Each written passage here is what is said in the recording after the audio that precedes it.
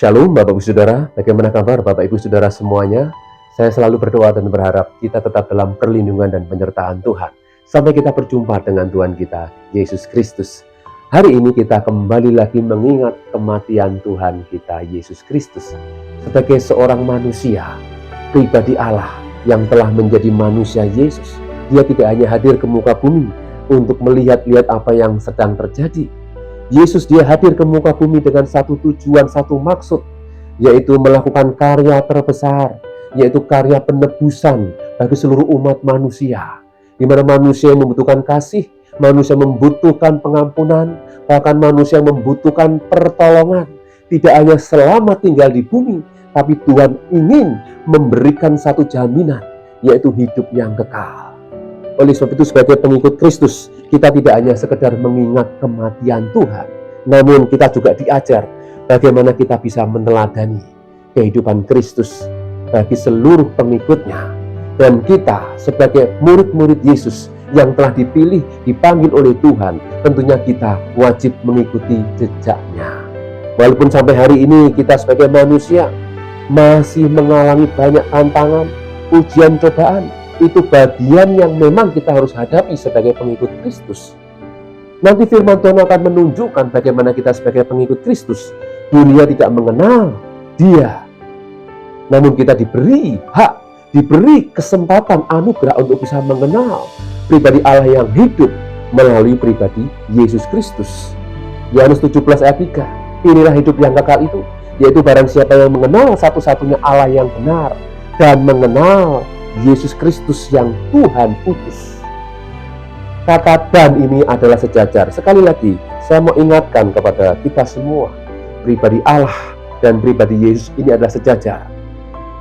Sehingga penyataan Allah yang tidak kelihatan itu dinyatakan melalui pribadi Yesus. Sehingga Yesus sebagai wujud manusia daging yang sama seperti kita, itu sebagai korban, sebagai persembahan, pengampunan, penebusan atas dosa seluruh umat manusia. Sebagai pengikut Kristus yang memperingati kematian Yesus, tidak hanya sekedar kita melihat sejarah kematian Yesus, namun di sini kita diajak untuk bisa meneladani penderitaan Yesus sebagai manusia selama Dia ada. Karena satu hal yang harus kita ingat, bahwa Yesus pernah berkata, "Makananku adalah melakukan kehendak Bapa yang mengutus aku." Dari kalimat ini kita bisa membaca dan melihat bahwa Dia hidup tidak untuk dirinya, tapi Dia hidup untuk melakukan apa yang menjadi kehendak Bapa yang mengutusnya. Sehingga dalam hal ini, tadi saya katakan, dari pihak yang mengutus dengan pribadi Yesus itu adalah sejajar. Jika kita mengenal pribadi Allah melalui Yesus Kristus sampai hari ini. Puji Tuhan Bapak Saudaraku, memperingati kematian Tuhan Yesus, saya jadi teringat ada satu judul film yang sedang viral. Judulnya "Aku Harus Mati". Kalau hari-hari ini kita melihat film di Indonesia ada judul "Aku Harus Mati", saya jadi teringat satu firman Ibrani 9 ayat 27. Dikatakan, "Dan sama seperti manusia ditetapkan untuk mati hanya satu kali saja, dan sesudah itu dihakimi." Memang manusia ditetapkan mati satu kali saja, tapi sesudah itu dibangkitkan untuk dihakimi. Dan setelah dihakimi, manusia itu masuk kemana? Pilihannya ada dua, surga dan neraka.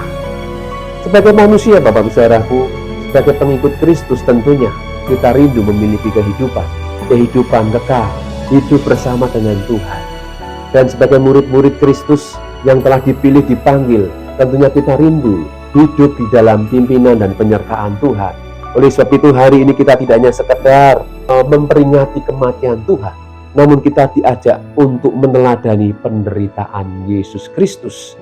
Dengan mengingat bahwa manusia ya ditetapkan untuk mati hanya satu kali saja, dan sesudah itu dihakimi. Berarti besok ketika kita mati secara tubuh, seperti Yesus dia mati, namun roh Yesus dia hidup, sehingga tubuhnya mengalami pembaruan.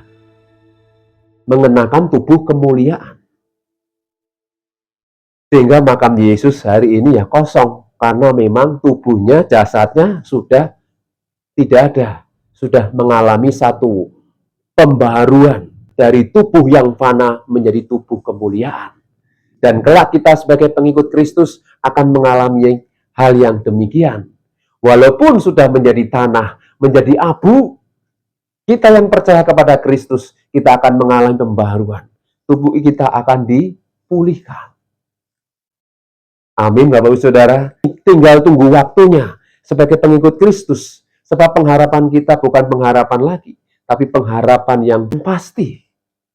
Di dalam Yesus hanya ada kepastian. Kita melihat kematian Yesus sebagai cerminan bagi kita yang seharusnya kita binasa. Namun kematiannya membuat kita ini sadar. Sebagai manusia, memang kita akan mengalami kematian. Seperti tadi judul filmnya, Aku Harus Mati. Walaupun kita rindu mengalami pengangkatan, rapture tanpa mengalami kematian. Namun sekali lagi Bapak Saudaraku, dengan peristiwa kematian Yesus ini, kita diingatkan bahwa memang manusia ditetapkan untuk mati satu kali, kemudian dihakimi. Mari Bapak Saudaraku, sebelum kita dihakimi oleh Tuhan, mari selama kita hidup tentunya, ini yang menjadi alasan kita bisa masuk dalam kerajaan Allah yang hidup, atau kita akan mengalami keterpisahan, berpisah dengan Tuhan untuk selamanya. Sebab kematian kekal adalah berpisah dengan Tuhan selama-lamanya. Kematian itu tidak berhenti sampai di makam atau di kuburan. Namun kematian yang sesungguhnya adalah berpisah dengan pribadi Allah. Sebagai pengikut Kristus, mari kita belajar tidak hanya sekedar mengingat kematian Tuhan, namun meneladani penderitaan Yesus selama di bumi. Kenapa sebagai pengikut Kristus kita harus menderita? Karena sekali lagi, firman Tuhan juga mengingatkan bahwa dunia tidak mengenal Dia. Dunia tidak mengenal Kristus sebagai kebenaran. Jadi sehingga kita sebagai pengikutnya, ketika kita mengikuti jejaknya, menjadi anak-anak Allah yang hidup, dunia tidak mengenal kebenaran. Sehingga hari-hari ini banyak orang yang kecewa dengan penegakan hukum di bumi, ya, di negara kita. Tidak ada keadilan, kebenaran tidak bisa ditegakkan. Karena memang bumi, dunia tidak mengenal kebenaran. Jadi jangan heran jika kita sebagai manusia pengikut Kristus yang masih tinggal di muka bumi ini, kita masih banyak mengalami penderitaan. Sebab itu kita perlu belajar meneladani penderitaan Yesus. Sehingga kita tidak kaget sebagai pengikut Kristus. Sebagai murid-murid Kristus kita tidak kaget, Bapak Ibu Saudara.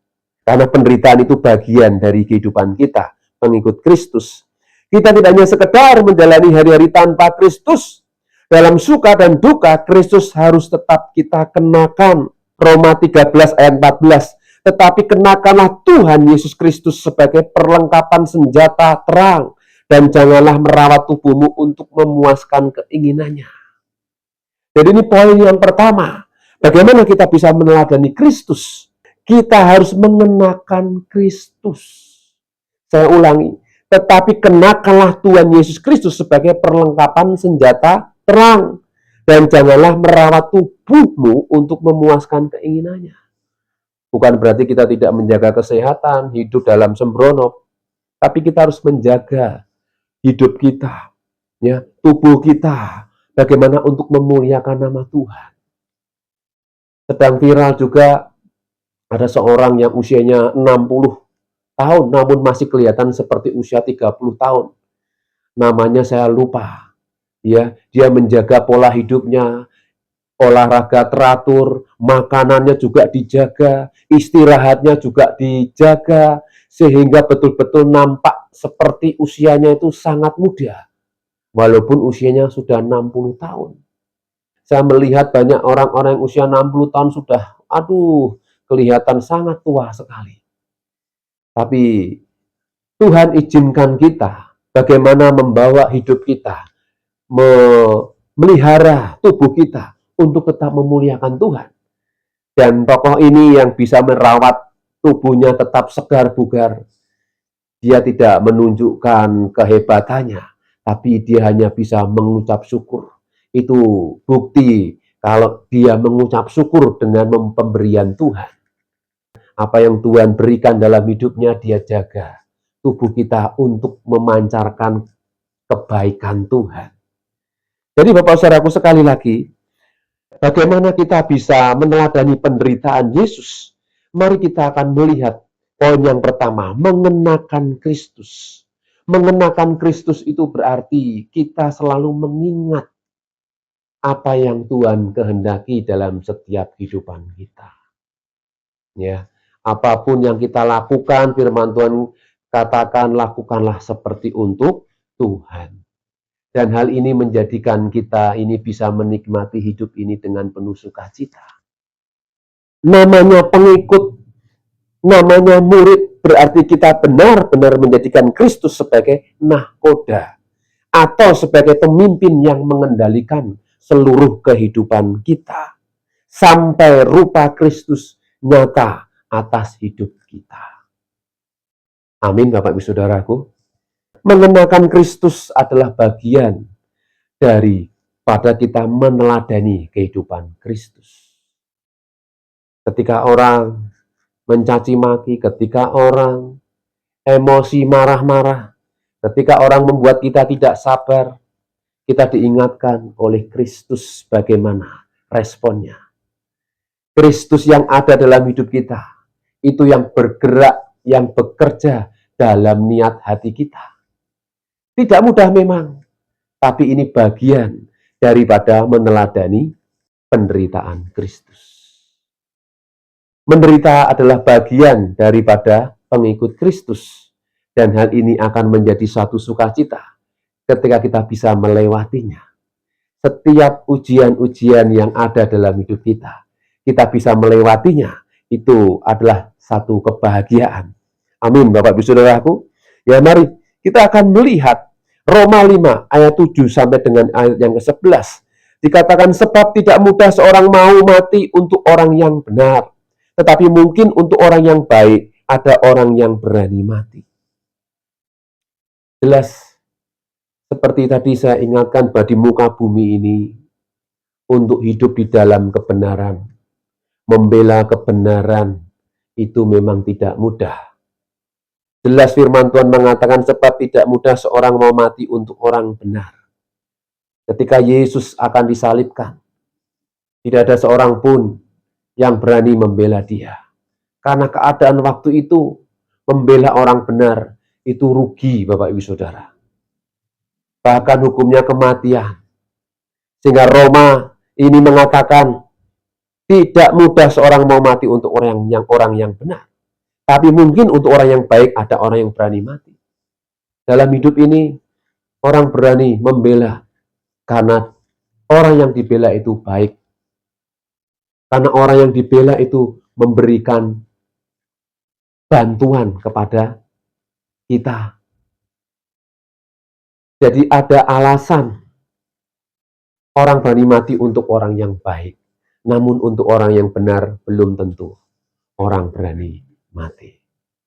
Sebagai pengikut Kristus kita diajar bagaimana kita tetap berdiri dalam iman kita. Berdiri tegak, mempertahankan iman kebenaran kita di tengah-tengah arus tekanan dunia, persoalan zaman yang membuat kita ini bisa goyah. Sejauh mana kita bisa tetap berdiri dalam iman kita yang benar. Ini satu tantangan bagi kita semua. Ketika kita menghadapi ujian, ketika kita menghadapi cobaan, sejauh mana kita bisa tetap bertahan untuk benar di mata Tuhan. Mari Bapak Saudaraku, kita teladani penderitaan Kristus, di mana Yesus dicobai, dia tidak mudah untuk digoyahkan, namun dia kuat dalam firman.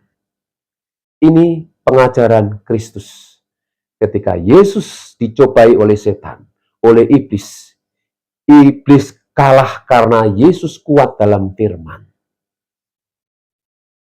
Ketika kita sebagai pengikut Kristus kuat di dalam firman, dan kita hidup di dalam firman, maka kita akan tetap tegak berdiri, kuat menghadapi setiap cobaan. Oleh sebab itu, mari kita kenakan Kristus setiap hari. Kenakanlah firman Tuhan untuk kita melawan tipu muslihat iblis yang setiap waktu mencari kesempatan untuk kita dikalahkan. Bapak Ibu Saudaraku, ayat ini mengingatkan kita untuk kita tetap kokoh, tetap berpegang pada kebenaran firman Tuhan. Walaupun kita harus mengalami penderitaan. Kita diingatkan oleh iman Sadrak, Mesak, Abednego ketika dia dimasukkan ke dapur api. Bahkan iman melebihi segalanya, melebihi kehidupannya. Walaupun Tuhan tidak menolong, aku tidak akan menyembah patung yang Tuanku dirikan. Ini satu iman yang tidak mudah.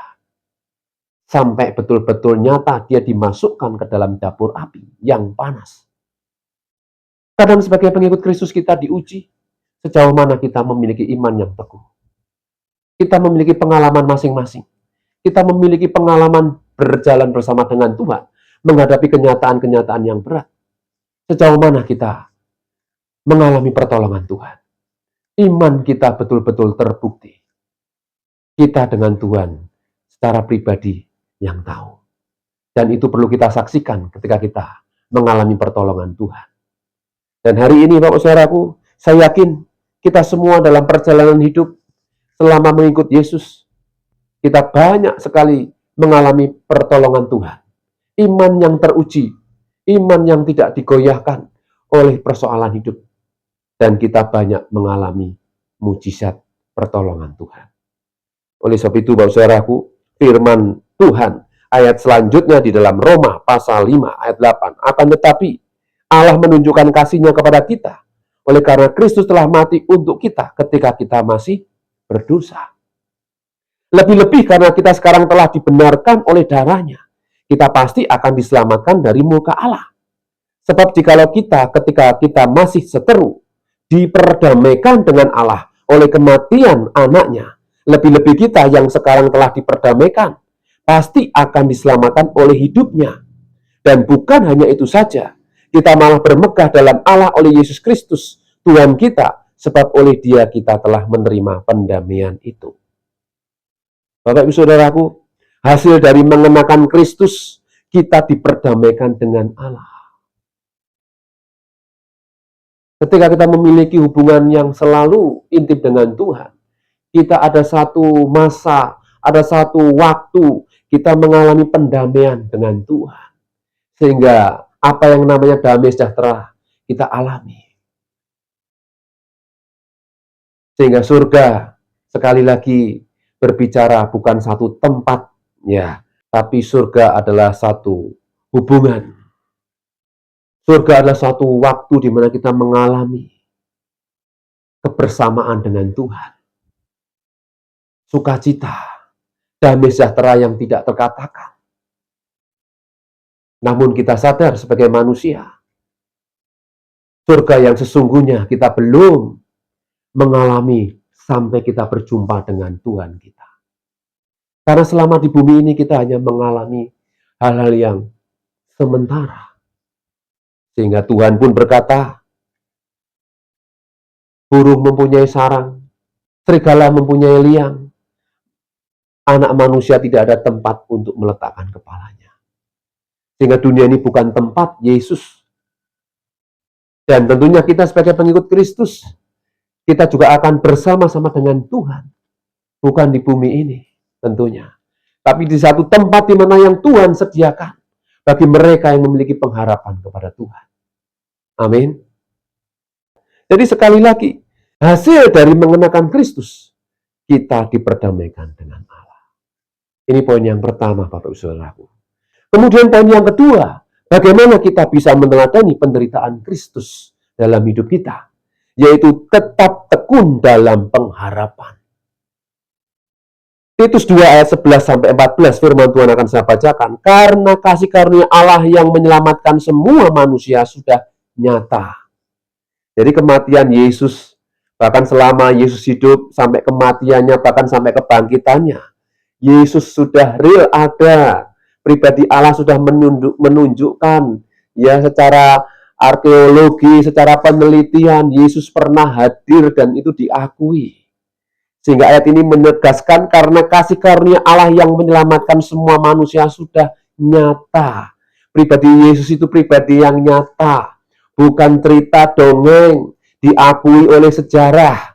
Ya, Ia mendidik kita supaya kita meninggalkan kefasikan. Yesus mengajar kita supaya kita meninggalkan kefasikan dan keinginan-keinginan duniawi, dan supaya kita hidup bijaksana, adil, dan beribadah di dalam dunia sekarang ini.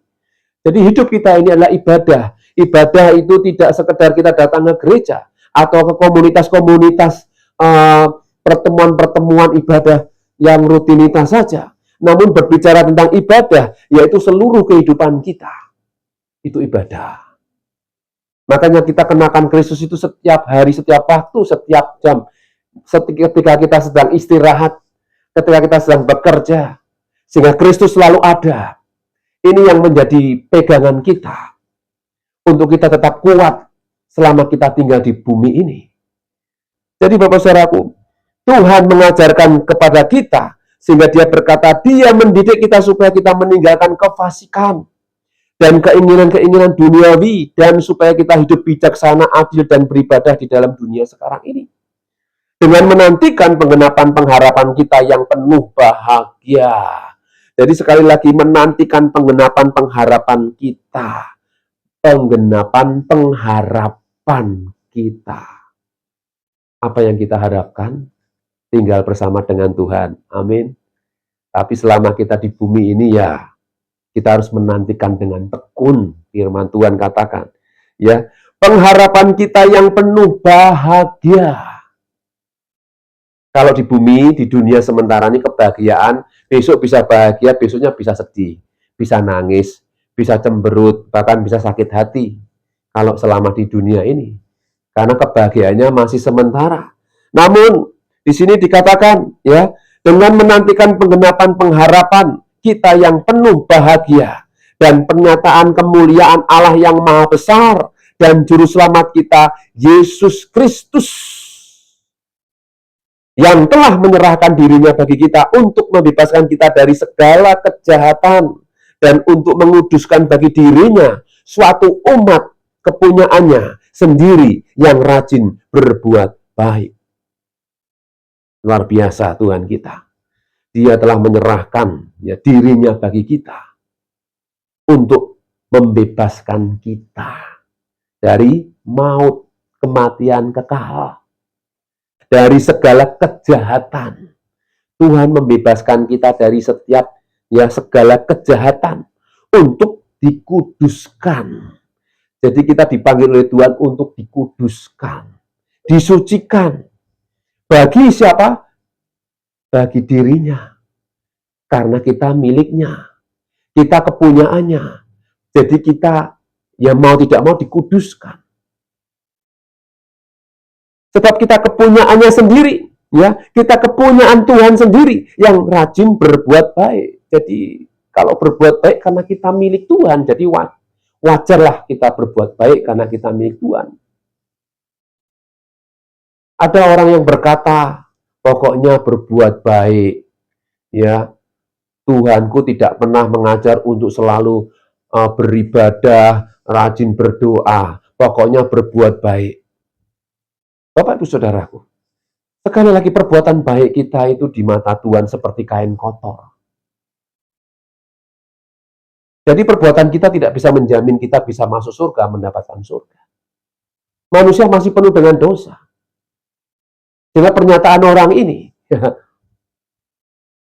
dia berkata dengan berani, pokoknya berbuat baik. Sekali lagi, perbuatan baik kita tidak bisa menjamin untuk masuk dalam kerajaan surga. Surga Tuhan kita, Yesus Kristus. Di luar Yesus saya tidak bisa berkata apa-apa. Sebab hanya di dalam Yesus ada jaminan. Di dalam Yesus ada keselamatan. Di dalam Yesus ada pengampunan. Manusia dalam hidup ini tidak bisa lepas dari salah. Pasti pernah melakukan pelanggaran. Di mata Tuhan dosa tetap dosa. Dan kita butuh pengampunan. Hanya melalui darah Yesus, hanya melalui kematian Yesus, hanya melalui penderitaan Yesus, kita bisa mengalami apa yang namanya pembaharuan hidup, pembaharuan budi. Manusia diajar tidak menjadi sombong, manusia diajar untuk tidak menjadi congkak, manusia diajar untuk belajar merendahkan hatinya di hadapan Tuhan, merendahkan dirinya di hadapan Tuhan. Karena manusia harus sadar siapa dirinya di hadapan Tuhan. Oleh sebab itu, sekali lagi, Bapak Saudaraku, bagaimana kita meneladani penderitaan Yesus? Selain kita mengenakan Kristus, ternyata kita harus tetap bertekun dalam pengharapan. Bertekun dalam pengharapan berarti menyadari. Diajar kita untuk menyadari siapa diri kita di hadapan Tuhan. Sebagai manusia, kita dididik supaya kita meninggalkan segala kefasikan, keinginan-keinginan duniawi yang bertentangan dengan keinginan kehendak Tuhan. Dan kita harus diajar supaya kita hidup bijaksana, adil dan beribadah di dalam dunia sekarang ini. Amin, Bapak Saudaraku. Sehingga ayat 14, yang telah menyerahkan dirinya bagi kita untuk membebaskan kita dari segala kejahatan dan untuk menguduskan bagi dirinya suatu umat kepunyaannya sendiri yang rajin berbuat baik.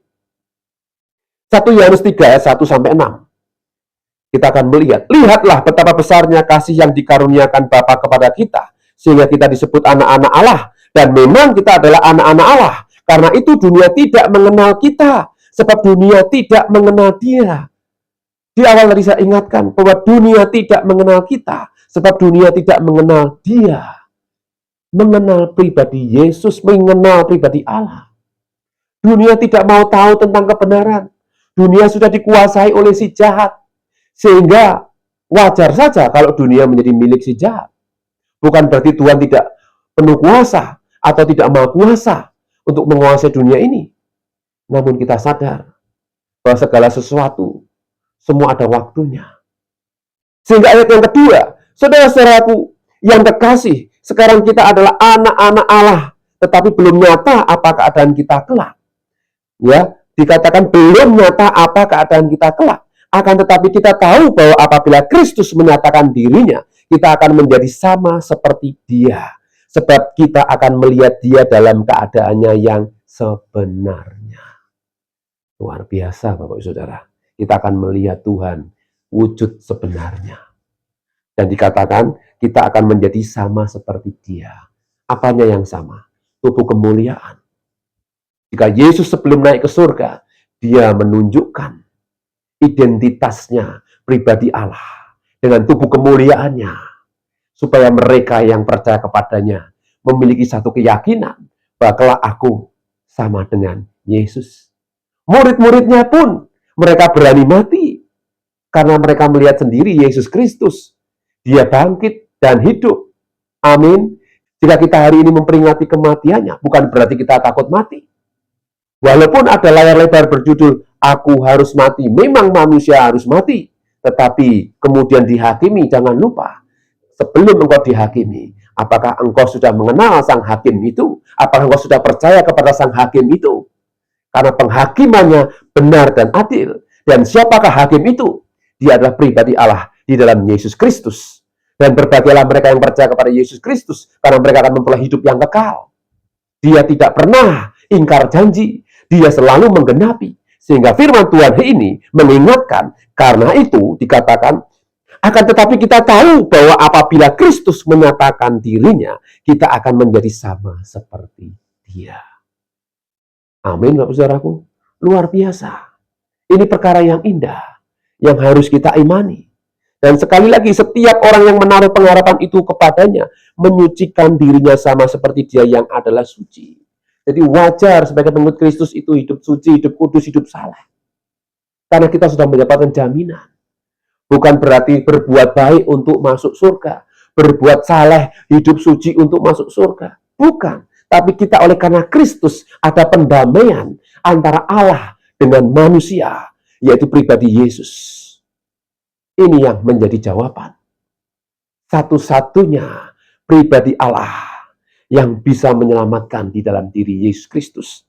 Setiap orang yang berbuat dosa melanggar juga hukum Allah sebab dosa ialah pelanggaran hukum Allah. Dan kamu tahu bahwa ia telah menyatakan dirinya supaya ia menghapus segala dosa. Dan di dalam dia tidak ada dosa. Karena itu setiap orang yang tetap berada di dalam dia tidak berbuat dosa lagi. Setiap orang yang tetap berbuat dosa tidak melihat dan tidak mengenal dia. Apakah orang-orang yang berbuat baik tidak berbuat dosa? Bapak Ibu Saudaraku, sebagai pengikut Kristus kita harus memahami hal ini. Kita membutuhkan Kristus. Kita harus kenakan Kristus. Kita terus berpengharapan kepada Kristus sampai dia menyatakan dirinya, sampai dia datang lagi menjemput kita semua. Sehingga makna memperingati kematian Yesus Kristus tidak hanya sekedar kita enak-enakan ditebus, namun kita juga harus meneladani penderitaannya selama di muka bumi ini. Kenapa kita harus menderita? Karena kita masih tinggal di bumi, di dunia.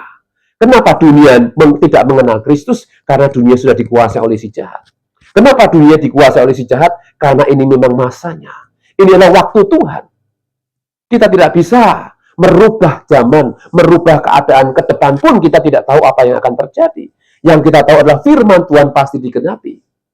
Dan kita hidup di dalamnya. Dan kita akan pasti beroleh keselamatan. Di dalam Yesus ada keselamatan. Di dalam Yesus ada jaminan. Di dalam Yesus ada pengharapan. Baik hidup ini maupun hidup selama-lamanya. Amin. Berbagailah mereka yang percaya kepada Yesus. Berbagailah mereka yang terus berpengharapan kepada Yesus. Karena mereka akan beroleh kehidupan yang sesungguhnya. Amin. Bapak Saudaraku, marilah kita akan berdoa. Bapak di surga, terima kasih hari ini kami ucap syukur. Kami boleh mendengar firman-Mu. Firman yang menguatkan, firman yang meneguhkan. Bahwa di dalam Yesus ada jaminan. Di dalam Yesus ada kehidupan.